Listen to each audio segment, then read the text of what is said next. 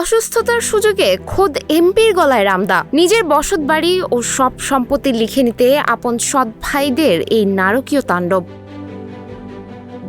যে মানুষটা পুরো এলাকার জনগণের ভরসা, নিজের পরিবারের কাছেই কিনা তিনি এতটা অসহায়। সুনামগঞ্জ ২ আসনের সংসদ সদস্য নাসির উদ্দিন চৌধুরী যখন ব্রেইন স্ট্রোকে আক্রান্ত হয়ে বিছানায় শয্যাশায়ী, ঠিক তখনই তার উপরে নেমে আসে নিজ রক্তের স্বজনদের নির্মম নির্যাতন।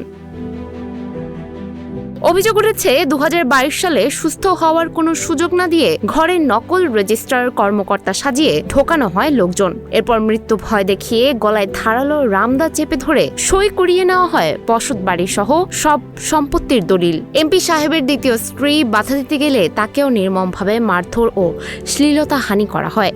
বঞ্চনা আর মানসিক যন্ত্রণায় তিলে তিলে শেষ হতে থাকা এমপি নাসির উদ্দিন অবশেষে স্ত্রীকে পাওয়ার অব অ্যাটর্নি দিলে আদালতে মামলা ঠুকে দেন তার স্ত্রী পারভিন আক্তার। নাসির চৌধুরীর ৩ সৎ ভাই সহ ৮ জনের বিরুদ্ধে ওঠা এই চাঞ্চল্যকর অভিযোগ তদন্তের দায়িত্বে দেওয়া হয়েছে সিআইডিকে, যদিও আসামি পক্ষ এ অভিযোগ অস্বীকার করেছে।